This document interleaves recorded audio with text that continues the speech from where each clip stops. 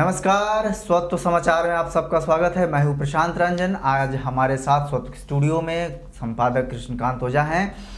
अभी जो बिहार विधानसभा का चुनाव हुआ, उसमें चुनाव के बाद एग्जिट पोलों की धूम रहती है, उसके पहले चुनाव के पहले ओपिनियन पोलों की धूम रहती है। इन्हीं सब बातों को आज हम समझने की, जानने की कोशिश करेंगे। कृष्णकांत जी, ये जो चुनाव के पहले ओपिनियन पोल का जलवा रहता है, सब जगह छाया रहता है, और चुनाव संपन्न होने के और परिणाम निकलने के पहले जिस तरह से 24 घंटा एग्जिट पोल हर जगह छाया रहता है, टेलीविज़न में, अखबार में, यूट्यूब चैनल पर, इन सब की वास्तविकता क्या है, जन सरोकार से इनका कितना संबंध है, इस बारे में कुछ बताइए। देखिए, ये मीडिया बाजार मैंने कहा, मीडिया बाजार का ये माया जाल है जी। ये पूरी की पूरी अवधारणा और पूरा का पूरा जो कॉन्सेप्ट इसके पीछे जो है वो पश्चिम का कॉन्सेप्ट है। मतलब पश्चिम का जो तौर तरीका है, रहन सहन का तौर तरीका है, या उनके वहाँ के रहने वालों की जो मानसिक संरचना होती है जी, वह उससे भारत बिल्कुल भिन्न है। भारत की संस्कृति अलग है, मिजाज, लोकमन बिल्कुल अलग है। और आप जो पश्चिम में जिस प्रकार के टूल्स उपकरण का उपयोग किया जाता रहा है लोगों के मन मिजाज को भांपने के लिए, जो लोकतंत्र की जो परिपाटी अभी जो चल रही है, बताया जाता है कि ये जो चुनावी प्रक्रिया जो है बहुत कुछ जो संविधान की बात जब हम करते हैं तो संविधान में बहुत सारे तत्व जो है बाहर के देशों से हमने लिया है। तो बाहर के देशों से हमने वो तत्व लिया, और उसके साथ साथ उसकी जो प्रक्रिया भी जो है, जो उपकरण भी जो है, तौर तरीके भी है, उसको भी हमने ले लिया।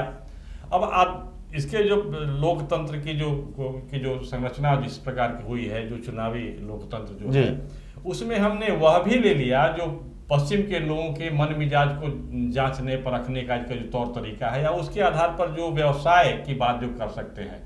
आप जब देखेंगे अमेरिका हो या इंग्लैंड हो, वहाँ जब भी बात होती है तो वो व्यावसायिक तौर से सोचते रहे हैं वो लोग, लेकिन भारत में उस प्रकार की संरचना नहीं रही है। भारत गांव का देश है, यहाँ की सामाजिकता अलग है, यहाँ की सामाजिकता अलग है, और उसके अनुसार यहाँ के लोगों की मानसिकता, संस्कृति, लोक संस्कृति जिसको कह सकते हैं, ये सब का निर्माण हुआ है।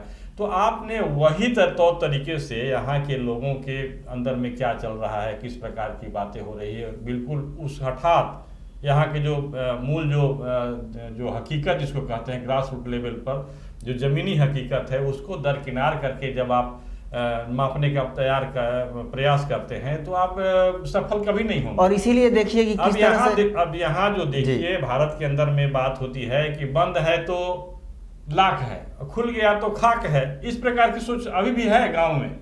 60% 30%। इसीलिए लोग कहते हैं कि जो मौन मतदाता है, अभी लोग एक कयास नए तौर पर लगाने की महिलाओं ने केवल कर दिया, ऐसी बात नहीं है।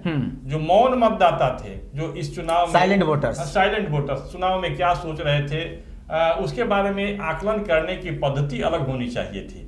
और ऐसा कुछ लोगों ने किया, कुछ संगठन के लोगों ने भी किया। तो एक अनुमान मोटे तौर पर लग रहा था कि इस चुनाव में जो महागठबंधन है वो सरकार नहीं बना रही है, और जो राष्ट्रीय जनतांत्रिक गठबंधन है, जिसे एनडीए कहते हैं, नेशनल डेमोक्रेटिक अलायंस कहते हैं, यह भी बहुत मजबूती से सरकार नहीं बनाया, बिल्कुल खींचतान करके सरकार बना सकती है, इस प्रकार के अनुमान लगाए जाते हैं। तो ऐसा अनुमान कैसे लगाया गया? तो केवल जो वोट देकर के निकल रहे हैं उनसे कहा गया कि आपने किसको वोट दिया, तो वो जगह लोग नहीं बताते हैं, बल्कि गलत बता देंगे। तो इसको परखने के लिए अलग तौर तरीका अपनाना पड़ेगा। वहाँ के लोगों के बीच जो रह रहे हैं उनके माध्यम से आप समझ सकते हैं, एक अनुमान लगा सकते हैं। वह भी आप बहुत ज़्यादा अनुमान नहीं लगा सकते हैं। तो ऐसा अनुमान लगाने वाले ने जो परिणाम दिया, उसमें एरर, जो त्रुटि बहुत कम आई है। हम लोगों ने भी किया था, स्वत्व के लोगों ने भी वहाँ के स्थानीय लोगों के संपर्क से किया था। तो हमारे अनुमान में तो आया था कि 116 से 124 के बीच राष्ट्रीय जनतांत्रिक गठबंधन के लोग रहेंगे। 2-3 सीटों पर जो है बहुत नज़दीक से प्लस माइनस होने, बिल्कुल बहुत क्लोज कंटेस्ट था, उसमें आप नहीं लगा सकते हैं। कुछ भी छोटी मोटी बातें हो सकती हैं जिससे कि परिणाम बदल। और अब देखिए कि 17 ऐसी सीटें थी जहां 500 से कम अंतर। तो स्वत्व ने जो अपना जो तौर तरीका, जो फॉर्मूला अपनाया था, वो बिल्कुल हम जा करके लोगों से बात कर लिए और चल आए, तो ये ईमानदार तरीका नहीं हुआ। और भारत के जो लोगों की जो मानसिकता है, खास करके बिहार के लोगों की जो मानसिकता है, वो उसके अनुसार आप देखेंगे तो आप कहीं गलत अनुमान आपका सही नहीं होगा। वही हुआ जी, तो एक बार अब कंक्लूड करते समय संक्षिप्त में बता दीजिए कि भारत के लोग का मिजाज जानने के लिए एक प्रायोगिक तरीका या व्यवहारिक तरीका क्या हो सकता है? जैसे देखिए यहाँ जो भी ओपिनियन पोल या जो आपको कहते हैं एग्जिट पोल होता है, उनका एक उद्देश्य होता है पैसा कमाना।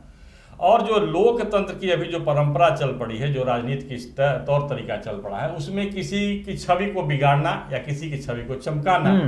तो इसमें जो लोकतंत्र को मजबूत करने वाले जो तत्व थे, जो विमर्श के जो मुद्दे होने चाहिए थे, वो पीछे चले जा रहे हैं। और ये लोकतंत्र के समृद्धि के दृष्टिकोण से, मजबूती के दृष्टिकोण से इस प्रकार के ओपिनियन पोल बिल्कुल गलत हैं। और ये जो भी मीडिया पत्रकारिता के नाम पर जो भी आपको देख रहे हैं कि सोशल मीडिया मैनेजमेंट करने वाली बड़ी बड़ी कंपनियां आ रही हैं, ये इस प्रकार की बातें अमेरिका वगैरह में होती थी कि किसी का इमेज को बिल्कुल बिगाड़ दो, उसको तार तार कर दो, उसमें कोई नैतिकता की बात नहीं हो रही, किसी की इमेज की ब्रांडिंग, किसी की इमेज के बिना मतलब के गलत तथ्यों के आधार पर लाकर के उसकी ब्रांडिंग कर दें। तो इस प्रकार से जो व्यक्ति सत्ता में आता है संसाधन का दुरुपयोग करके, उसको तो उसके जेहन में बिहार नहीं होगा, उसके जेहन में भारत नहीं होगा, उसके जेहन में होगा पैसा कमाना। और यह लोकतंत्र के चरित्र को, जो भारत के लोकतंत्र का जो चरित्र है, उसको तार तार करने वाली बात है। अब बहुत सारे लोग बाहर से आ रहे हैं यहाँ, बिहार के लोगों को इसमें अवसर नहीं मिला, चाहे कोई भी पार्टी हो, भारतीय जनता पार्टी हो, कांग्रेस के लोग हों, राजद के लोग। हाँ, राजद इस मामले में यहाँ के लोकल जितने जो सोशल मीडिया पर जो काम करने वाले लोग थे उनको इन्वॉल्व किया, राजद के लोगों ने इन्वॉल्व किया। लेकिन जदयू हो, सारे लोगों ने बाहर के लोगों को बुलाया, मुंबई से, दिल्ली से, और ये सारे लोग कर क्या रहे थे?